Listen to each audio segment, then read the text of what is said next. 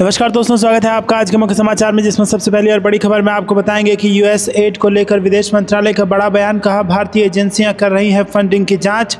खबर में आगे जिक्र होगा कि शहबाज हुसैन का बड़ा दावा, सीएम नीतीश को लेकर क्या कहा आपको बताएंगे। इसी के साथ महाराष्ट्र, हरियाणा और दिल्ली जीतने के बाद अब बिहार जीत का ठोक दिया दावा। आगे जिक्र होगा कि बिहार सरकार का बड़ा फैसला, बीपीएससी मेंस की फ्री में होगी तैयारी। और इसी के साथ आगे आपको बताएंगे कि महाशिवरात्रि पर महाकुंभ के लिए चलेगी 1200 अतिरिक्त बसें। भीड़ को देखते हुए सरकार ने लिया ये बड़ा फैसला। दोस्तों, हर एक खबर की गहराई में आपको ले जाएंगे, लेकिन उससे पहले आपसे निवेदन कि वीडियो कीजिए लाइक और चैनल को सब्सक्राइब करके बेल आइकन दबाकर कमेंट में लिखिए जय हिंद। रुक करते हैं सबसे पहली और बड़ी खबर की तरफ। यूएस एड को लेकर विदेश मंत्रालय का बड़ा बयान। कहा भारतीय एजेंसियां कर रही हैं फंडिंग की जांच। जी हाँ दोस्तों, भारत ने अमेरिकी प्रशासन द्वारा कुछ गतिविधियों और फंडिंग के बारे में किए गए खुलासे पर प्रतिक्रिया दी है, जिसमें पूर्व अमेरिकी राष्ट्रपति डोनाल्ड ट्रंप का ये दावा भी शामिल है कि यूएसएआईडी ने भारत के चुनावों को प्रभावित करने के लिए $21 मिलियन दिए हैं। विदेश मंत्रालय ने इस मामले को बेहद परेशान करने वाला बताया है और संभावित प्रभावों की जांच कर रहा है। विदेश मंत्रालय के प्रवक्ता रणधीर जायसवाल ने शुक्रवार को कहा कि हमने अमेरिकी प्रशासन द्वारा कुछ यूएस गतिविधियों और फंडिंग के बारे में दी गई जानकारी देखी है। ये स्पष्ट रूप से बहुत ही परेशान करने वाला है। इससे भारत के आंतरिक मामलों में विदेशी हस्तक्षेप की चिंता पैदा हुई है। रुक करते हैं अगली ब्रेकिंग न्यूज़ की तरफ। महाराष्ट्र, हरियाणा और दिल्ली जीते, अब बिहार की बारी। शहबाज हुसैन का बड़ा दावा, सीएम नीतीश को लेकर दिया बड़ा बयान। जी हाँ दोस्तों, बीजेपी के वरिष्ठ नेता और राष्ट्रीय प्रवक्ता शहबाज हुसैन ने गुरुवार को कहा कि अभी बीजेपी ने राष्ट्र का चुनाव जीता, महाराष्ट्र का, हरियाणा और दिल्ली में भी जीते, अब बिहार की बारी है। मुख्यमंत्री नीतीश कुमार के नेतृत्व में हम लोग बिहार का चुनाव लड़ेंगे और जीतेंगे। नीतीश कुमार जैसा अनुभवी मुख्यमंत्री किसी के पास नहीं है। बेगूसराय में मीडिया से बातचीत करते हुए पूर्व मंत्री शहबाज हुसैन ने रेखा गुप्ता को दिल्ली की मुख्यमंत्री बनने के बाद बधाई देते हुए कहा कि आज देश की महिलाएं खुश हैं। बीजेपी के कई राज्यों में मुख्यमंत्री हैं, लेकिन महिला मुख्यमंत्री दिल्ली में बनी है। नरेंद्र मोदी के भागलपुर आगमन की जानकारी देते हुए उन्होंने कहा कि प्रधानमंत्री भागलपुर आ रहे हैं और यहाँ वो किसानों से मिलेंगे। प्रधानमंत्री ने सबसे ज़्यादा काम किसानों के लिए किया है और उनकी आमदनी दोगुनी करने का काम किया जा रहा है। बिहार में इथेनॉल के प्लांट लगे हैं और बिहार में इथेनॉल के जो 17 प्लांट लगाने की मंजूरी मिली, इसमें 12 से 13 लग गए हैं।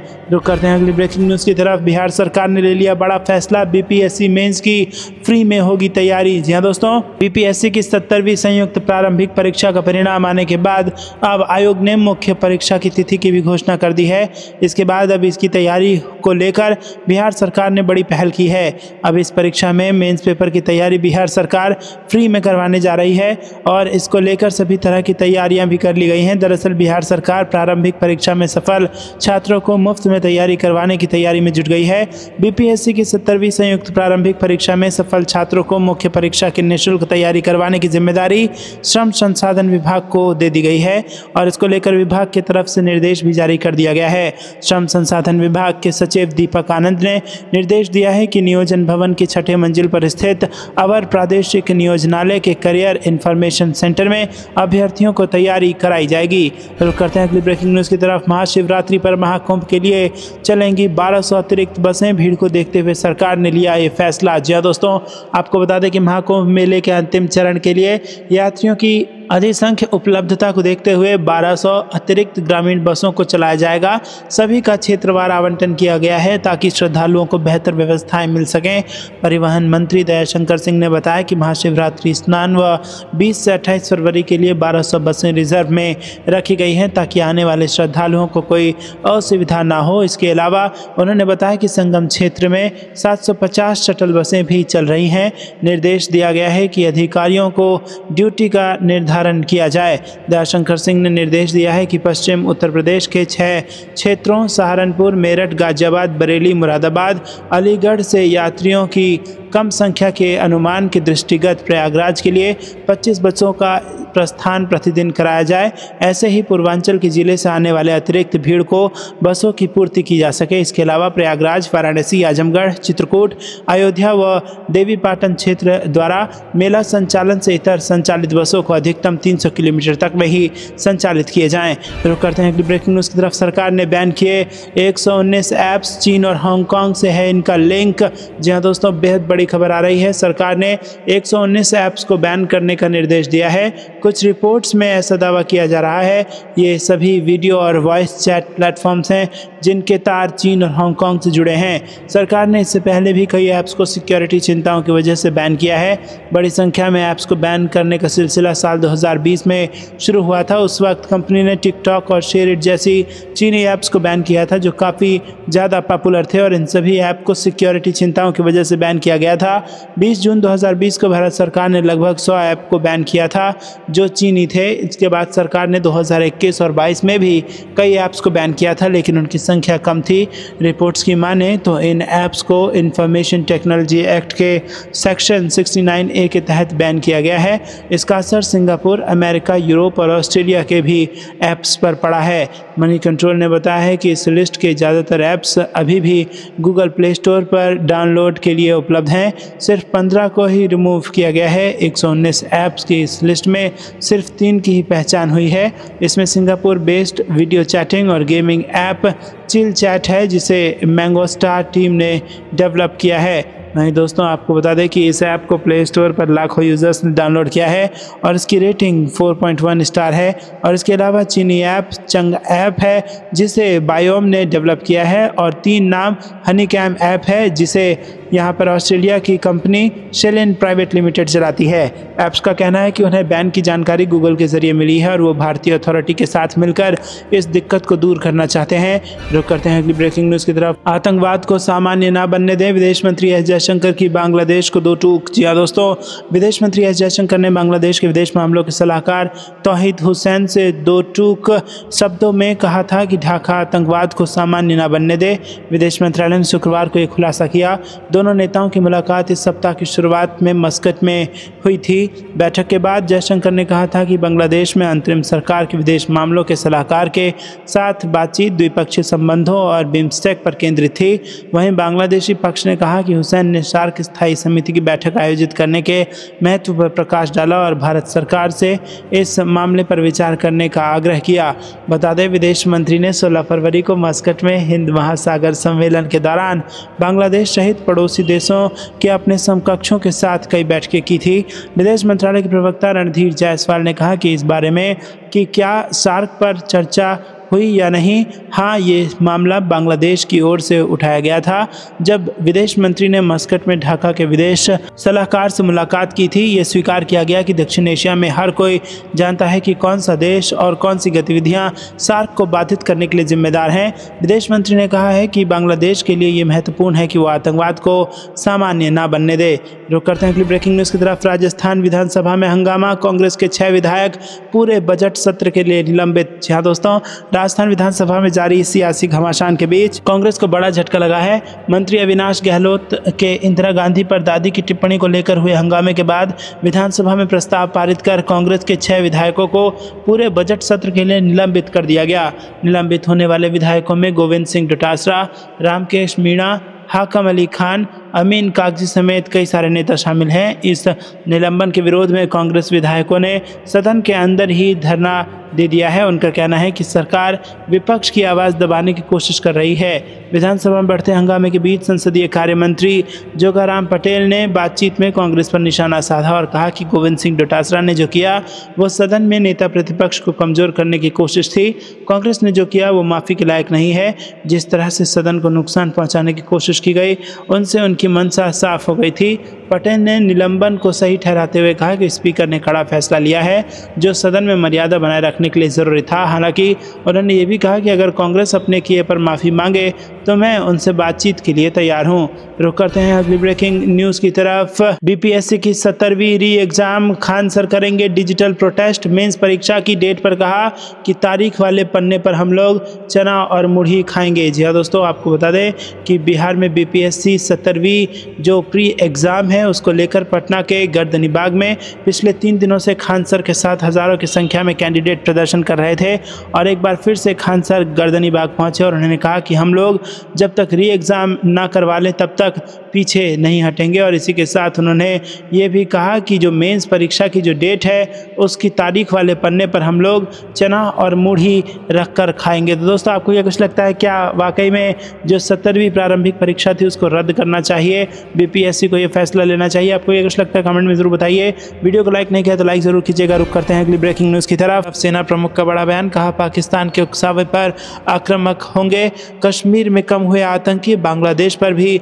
बोले। जी हाँ दोस्तों, आपको बता दें कि यहाँ पर सेना प्रमुख जनरल उपेंद्र द्विवेदी ने कहा कि वो बांग्लादेशी इलाकों में पाकिस्तानी सेना और आईएसआई अधिकारियों की मौजूदगी को लेकर चिंतित हैं। उन्होंने कहा कि अगर एलओसी पर हमें मजबूर किया गया तो हम आक्रामक भी हो सकते हैं। एक विशेष साक्षात्कार में जनरल द्विवेदी ने कहा कि उन्हें ये सुनिश्चित करना चाहिए कि भारत विरोधी तत्व उस धरती का इस्तेमाल भारत में आतंकवादियों को भेजने के लिए ना कर पाए।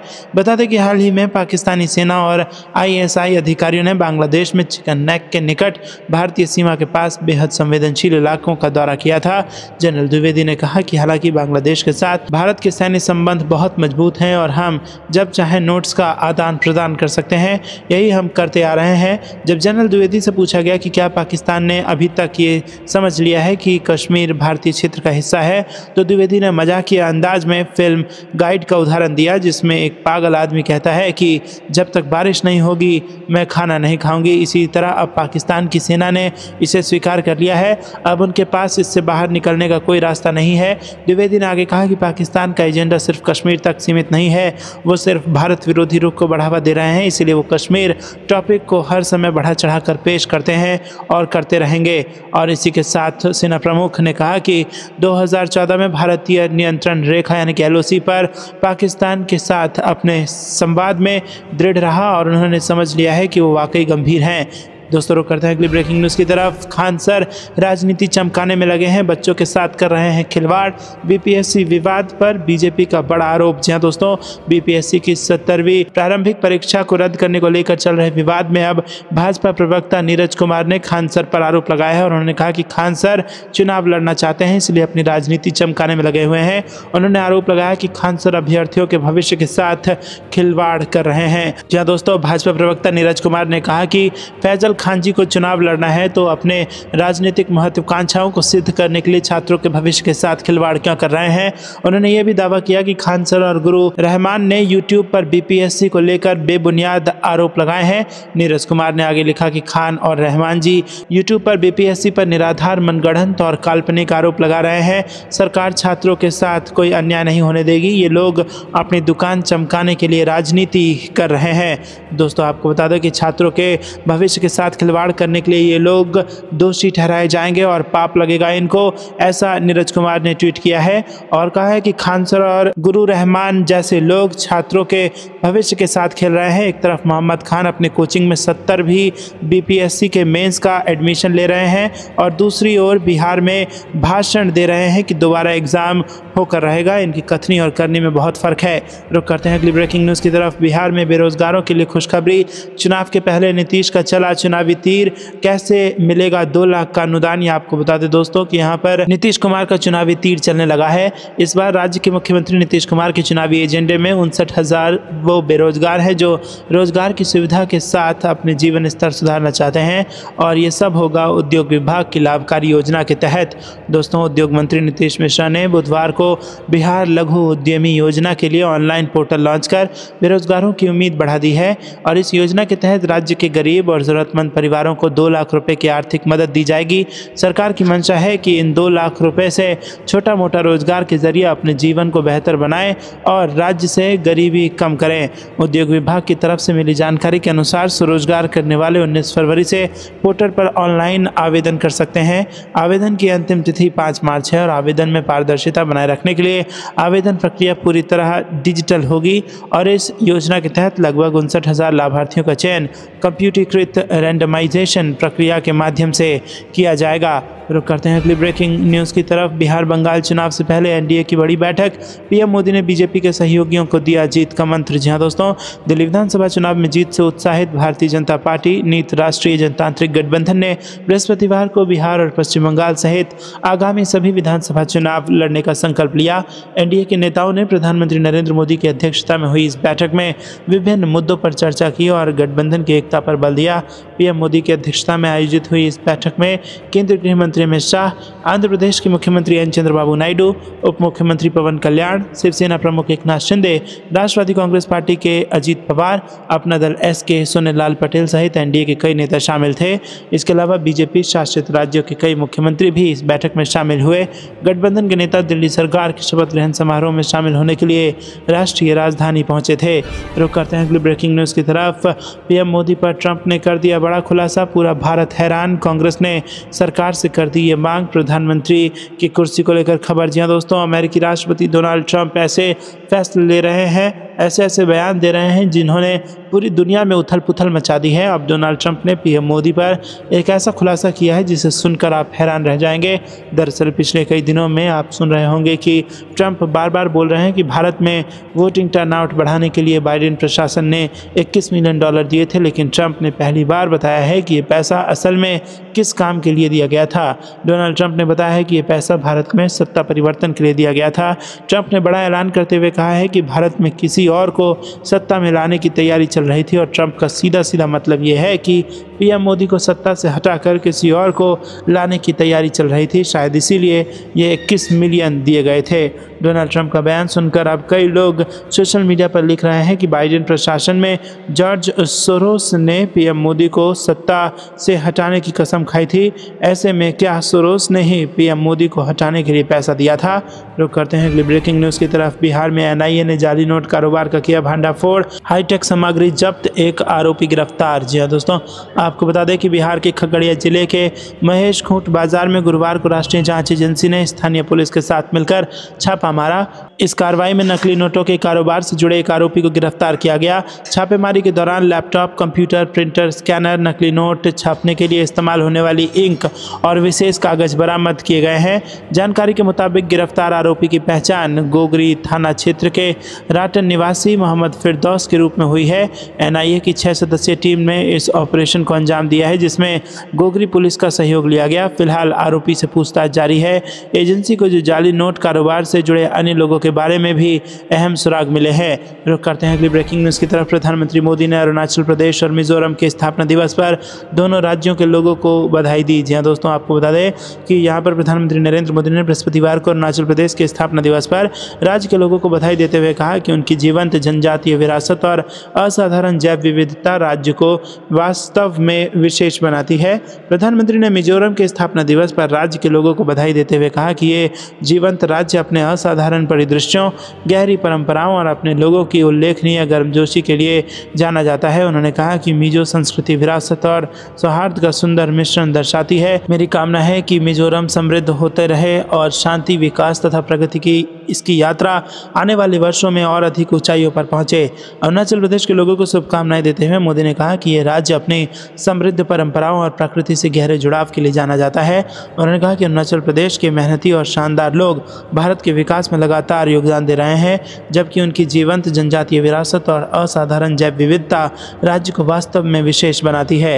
रुक करते हैं अगली ब्रेकिंग न्यूज़ की तरफ। राष्ट्रपति शासन लगते ही मणिपुर राज्यपाल ने दिया बड़ा अल्टीमेटम, 7 दिन के अंदर सरेंडर कर दें लूटे हुए हथियार। जी हाँ दोस्तों, मणिपुर में राष्ट्रपति शासन लगने के बाद राज्यपाल अजय भल्ला ने गुरुवार को उपद्रवियों को अल्टीमेटम दे डाला। उन्होंने सभी समुदाय के लोग से लूटे हुए और अवैध हथियारों को 7 दिन के अंदर सरेंडर करने की चेतावनी दी है। मणिपुर में मई 2023 से हिंसा जारी है और राज्य में लंबे समय तक हिंसा काबू न कर पाने के बाद पिछले दिनों मणिपुर के मुख्यमंत्री बीरेंद्र सिंह ने इस्तीफा दे दिया था और इसके बाद राज्य के राष्ट्रपति शासन लगा दिया गया था। मणिपुर राज्यपाल ने बयान जारी कर कहा कि शांति और सांप्रदायिक सद्भाव को प्रभावित करने वाली दुर्भाग्यपूर्ण घटनाओं से पिछले 20 महीनों से घाटी और पहाड़ियां दोनों में मणिपुर के लोगों को भारी कठिनाइयों का सामना करना पड़ रहा है और मैं सभी समुदाय के लोग, विशेष रूप से घाटी और पहाड़ियों के युवाओं से अपील करता हूं कि वो स्वेच्छा से आगे आएं और लूटे गए और अवैध रूप से रखे गए हथियारों और गोला बारूद को अगले 7 दिनों के भीतर निकटतम पुलिस स्टेशन या चौकी या सुरक्षा बल कैंप में सरेंडर कर दें। उन्होंने कहा कि इन हथियारों को लौटाने का एक कदम शांति सुनिश्चित करने की दिशा में एक शक्तिशाली इशारा हो सकता है। आपको ये कुछ लगता है दोस्तों, कमेंट में जरूर बताइए। वीडियो को लाइक नहीं किया तो लाइक जरूर कीजिएगा। रुक करते हैं अगली ब्रेकिंग न्यूज़ की तरफ। पर आपको बता दें कि पाकिस्तान को लगेगा एक और झटका। एक और अरब मुल्क भारत में लुटाएगा कुबेर का खजाना। कतर के अमीर ने किया बड़ा ऐलान। जी हाँ दोस्तों, अरब देशों के संगठन गल्फ कोऑपरेशन काउंसिल के एक और सदस्य ने भारत में बड़े निवेश की घोषणा की है। कतर के अमीर शेख तमीम बिन हमद अल थानी ने ऐलान किया है कि वो भारत में $10 बिलियन यानी 83,000 करोड़ रुपए का निवेश करेंगे। ये निवेश टेक्नोलॉजी, बुनियादी ढांचे और मैन्युफैक्चरिंग के क्षेत्र में किया जाएगा। कतर के अमीर की इस यात्रा से दोनों देशों के बीच व्यापार, ऊर्जा और सांस्कृतिक सहयोग को बढ़ाने में मदद मिलेगी। मंगलवार को शेख तमीम बिन हमद अल थानी ने प्रधानमंत्री नरेंद्र मोदी के साथ मिलकर व्यापार, ऊर्जा को लेकर कई डील की है। साल 2030 तक कतर इन्वेस्टमेंट अथॉरिटी भारत में अपना एक ऑफिस भी खोल लेगा।